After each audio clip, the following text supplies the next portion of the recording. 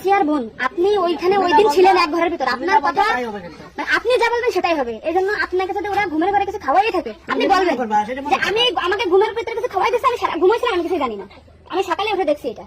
কিন্তু আপনি যদি বলেন যে রাত 2:30টার সময় হয়েছে, আমি তাহলে তো হবে না। আপনার কথা শোনার জন্য বাংলাদেশের লক্ষ লক্ষ মানুষ অপেক্ষায় আছে যে আপনি আসলে যেখানে ছিলেন, আপনি যেহেতু বোন, আপনি তো আসিয়ার বোন, আপনি তো যেদিন ধর্ষণ হয়েছে আপনি তো এখানে ছিলেন না? যেদিন ধর্ষণ হয়েছে সেদিন নিয়ে আপনি কিছু কথা বলছেন টেলিভিশনের সামনে, আমরা দেখেছি, সারা বাংলাদেশের লোক দেখছে। তো আপনি বলছেন, একবার বলতেছেন যে আমি ওয়াশরুমে গেছিলাম, এই সুযোগে ধর্ষণ হয়েছে। আপনি আরেকবার বলতেছেন যে রুম থেকে বের করে নিয়ে ধর্ষণ করছে। আপনি আরেকবার বলতেছেন যে ধর্ষণের সময় আমি ঘুমাইছিলাম, আমি কিছু ঠিক পাইনি। আসলে কোনটা সঠিক? আমি তো ওইটাই বলি না, আমি বলছিলাম আমি ঘুমাইছিলাম, যখন বাথরুমে উঠছি সেই সময় দেখি যে ওইখানে পড়ে রয়েছে। এইটাই বলছি।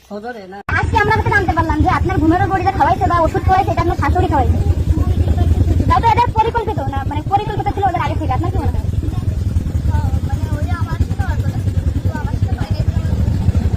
আপনার শ্বশুরের বা আপনার শাশুড়ির আপনার সাথে কোনো কিছু রাগারাগি বা কোনো কিছু আছে নাকি, বা কোনো টাকা পয়সা চাইছিল দেননি, এরকম একটা ক্ষোভ বা এরকম কিছু আছে নাকি আপনার সাথে আমাদের কাজ করতে?